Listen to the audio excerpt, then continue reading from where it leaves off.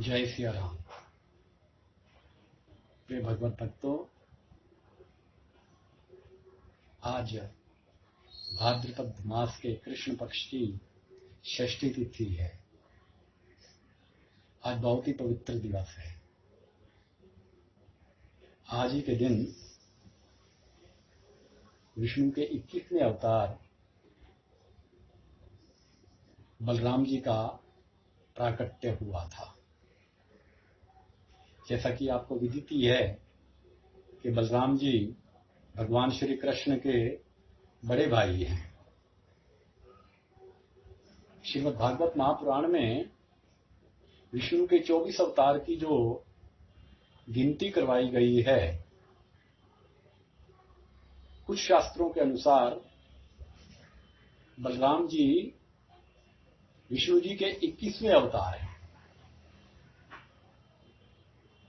20वां अवतार तो त्रेता युग में भगवान श्री रामचंद्र जी का हुआ। 21वें अवतार के रूप में बलराम जी का प्राकट्य हुआ। 22वें अवतार के रूप में भगवान श्री कृष्ण का प्राकट्य हुआ।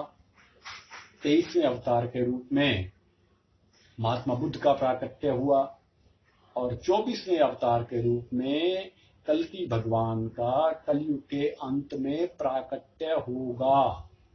परमात्मा के 23 अवतार हो चुके हैं। 24वां कल्कि अवतार अभी होना शेष है। अभी कलयुग का प्रथम चरण है।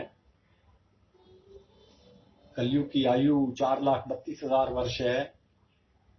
उसमें से लगभग 5,000 से कुछ अधिक वर्ष व्यतीत हो चुके हैं। तो जब कलयुग का अंतिम चरण आएगा, उस समय कल्कि भगवान का प्राकट्य होगा। वे घोड़े पर सवार होकर के आएंगे, वे हाथ में तलवार लेकर के आएंगे, वे संबल ग्राम में आएंगे, वे विष्णुदत्त शर्मा के घर में आएंगे। यह सब पूर्व निर्धारित है। तो परमात्मा के जो 23 अवतार हो चुके हैं, उनमें से 21वें अवतार बलराम जी का प्राकट्य आज ही के दिन अर्थात भाद्रपद मास के कृष्ण पक्ष की षष्ठी तिथि को हुआ था। छठी तिथि को हुआ था। कुछ शास्त्रों में ऐसा उल्लेख है कि बलराम जी शेषनाग जी के अवतार हैं। कुछ शास्त्रों का कथन है कि बलराम जी भगवान विष्णु के 21वें अवतार हैं। कुछ शास्त्रों का उल्लेख है कि बलराम जी शेषनाग के अवतार हैं। अस्तु, इतना तो निश्चित है कि बलराम जी भगवान श्री कृष्ण के बड़े भाई हैं। बलराम जी का प्राकट्य भाद्रपद मास के कृष्ण पक्ष की षष्ठी तिथि को हुआ है और कृष्ण जी का प्राकट्य भी भाद्रपद मास के कृष्ण पक्ष की अष्टमी तिथि को हुआ है।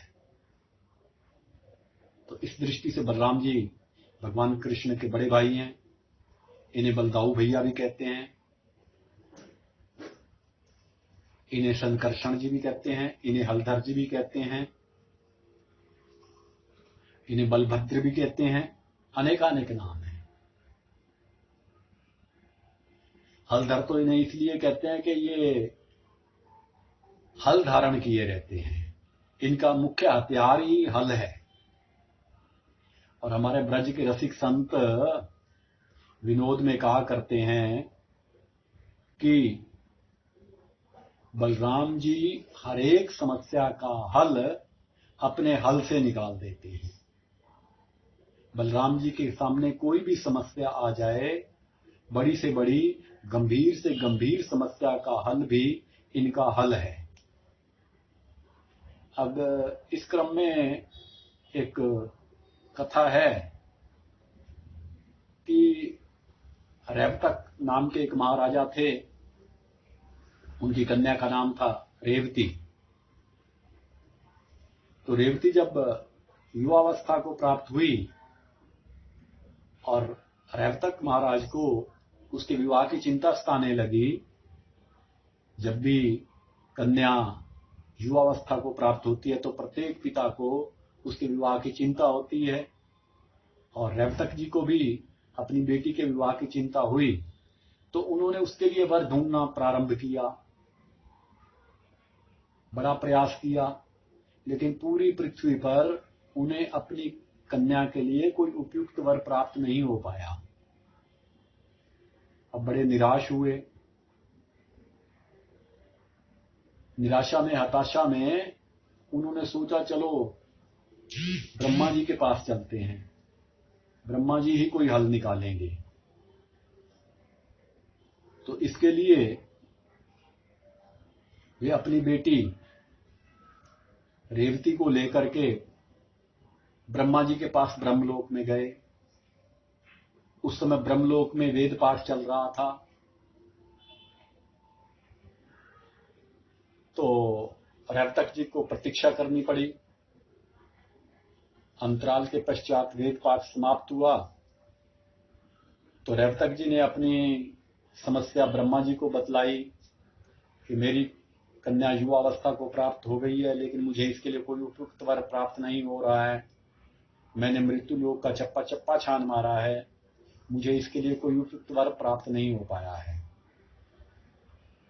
तो ब्रह्मा जी हंसे और बोले, तुम्हारी कन्या के लिए उपयुक्त वर पृथ्वी पर ही है, मृत्यु लोक में ही है, तुम जाओ। और मृत्यु लोक में भगवान श्री कृष्ण के बड़े भाई बलराम जी हैं, वे तुम्हारी कन्या के लिए श्रेष्ठ वर हैं। तो ब्रह्मा जी के कहने पर रेवतक महाराज अपनी बेटी रेवती को लेकर के मृत्यु लोक में पुनः वापस लौट आए और बलराम जी के पास गए। अब देखा कि बलराम जी का कद तो मेरी बेटी की अपेक्षा बहुत छोटा है।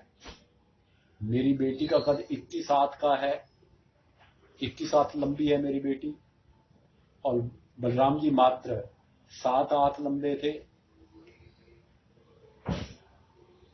अब विधान यह है कि सतयुग में मनुष्य की आयु 21 हाथ लंबी होती है, मनुष्य की लंबाई 21 हाथ होती है और उसकी आयु 1 लाख वर्ष होती है। त्रेता युग में मनुष्य की लंबाई 14 हाथ होती है और उसकी आयु 10,000 वर्ष होती है। द्वापर युग में मनुष्य की लंबाई 7 हाथ होती है और उसकी आयु 1000 वर्ष होती है। कलयुग में मनुष्य की लंबाई 7 फुट रह जाती है, अब तो 7 फुट भी नहीं रहती है। मनुष्य की लंबाई 7 फुट रह जाती है और उसकी आयु मात्र 100 वर्ष होती है। तो जब रेवतक जी अपनी बेटी को लेकर के ब्रह्मलोक में गए थे, उस समय सत्ययुग था। तो स्वाभाविक है, रेवती सतयुग में उत्पन्न हुई थी, सतयुग में पैदा हुई थी, तो उसकी लंबाई 21 हाथ की ही रही थी। लेकिन वहां वेद पाठ चल रहा था, वेद पाठ में उनको प्रतीक्षा करनी पड़ी। इसी मध्य में मृत्यु लोक के सतयुग और त्रेता युग 2 युग समाप्त हो गए। ब्रह्मलोक का तो एक एक दिन बहुत बड़ा होता है। तो जब वो पृथ्वी लोक पर वापस लौट करके आए तो उस समय सतयुग भी समाप्त हो चुका था, त्रेता युग भी समाप्त हो चुका था, द्वापर युग चल रहा था। बलराम जी का अवतार द्वापर युग में हुआ है तो उनकी लंबाई 7 हाथ की थी। रेवती जी का प्राकट्य सतयुग में हुआ है, इसलिए उनकी लंबाई 21 हाथ की थी। तो रेवतक जी सोचने लगे कि मेरी बिटिया की लंबाई बहुत लंबी है, बलराम जी की लंबाई बहुत छोटी है, मैं अपनी बेटी का विवाह इनके साथ कैसे करूंगा।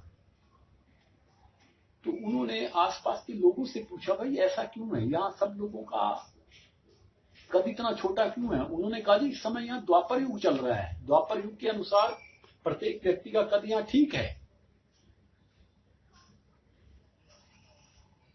तो यही समस्या उन्होंने बलराम जी को बताई।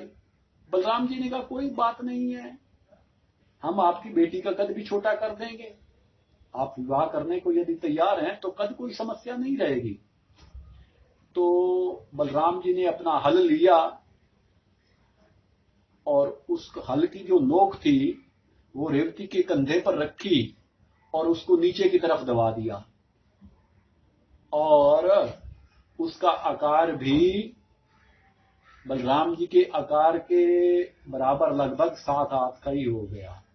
तो रेवती के लंबे कद को छोटा करने का हल भी उन्होंने अपने हल से ही निकाला। इसलिए बलराम जी के पास जो भी समस्या आती है वो उसका समाधान, उसका हल अपने हल से करते हैं। तो इसलिए इनका एक नाम हल भी है। संकर्षण नाम इनका इसलिए है कि आप भली भांति जानते हैं, कंस ने देवकी और वसुदेव जी को जेल में कैद कर दिया था, और जब भी उनका पुत्र अथवा पुत्री उत्पन्न होती थी तो उसका वध कर देते थे। अब बलराम जी देवकी के छठे पुत्र हैं। जैसे ही इनका जन्म हुआ तो योग माया ने इनको आकर्षित करके, इनको संकर्षित करके नंदगांव में रोणी मैया के उदर में स्थापित कर दिया।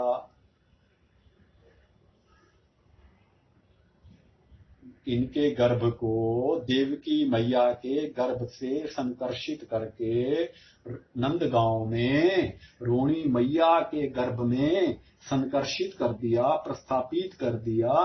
तो इसलिए इनका नाम संकर्षण भी पड़ गया। ये भगवान कृष्ण के बड़े भाई हैं, तो इनका नाम बलदाऊ भैया भी है।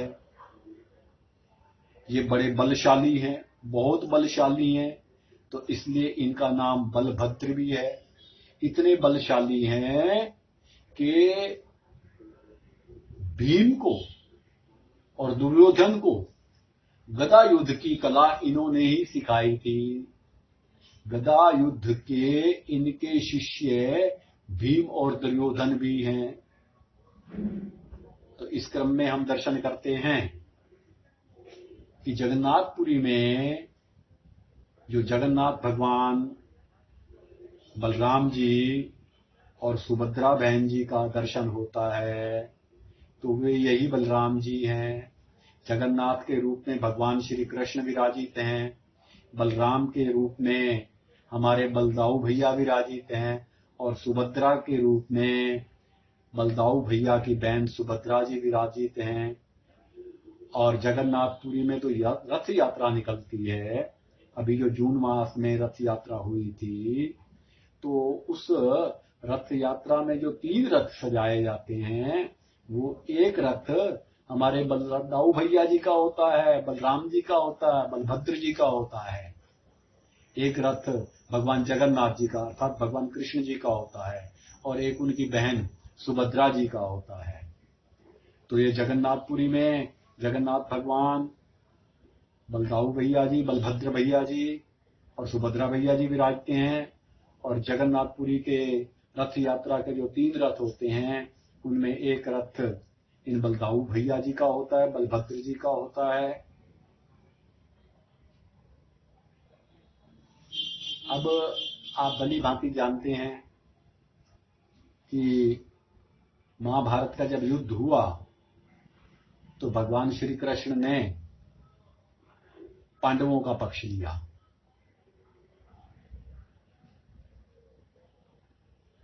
बलभद्र भैया ने बहुत भगवान कृष्ण को समझाया कि हमारे दोनों ही प्रिय हैं, ये दोनों भाई भाई हैं, हमें इन भाइयों के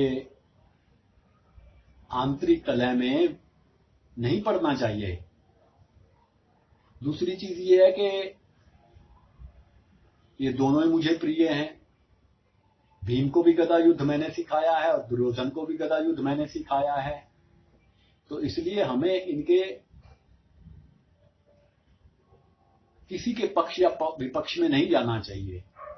लेकिन भगवान कृष्ण नहीं माने, कारण कि उन्हें अर्जुन बहुत प्रिय थे, अर्जुन उनके परम मित्र हैं।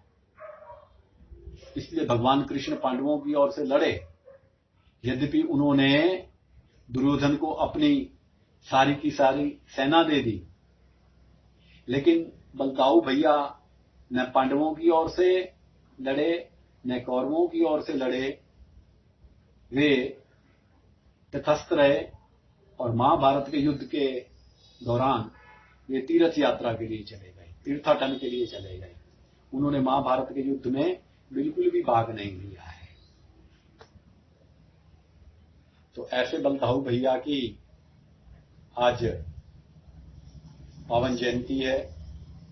ये बहुत ही बलशाली है, बहुत बलशाली है। जब जरासंध के साथ युद्ध हुआ तो जरासंध ने कहा कि मैं छोटे मोटे योद्धा के साथ नहीं लड़ा करता, मैं बलराम के साथ युद्ध करूंगा। तो जरासंध ने बलराम जी के साथ युद्ध किया है और बलराम जी ने भगवान कृष्ण के कहने पर उसका वध नहीं किया।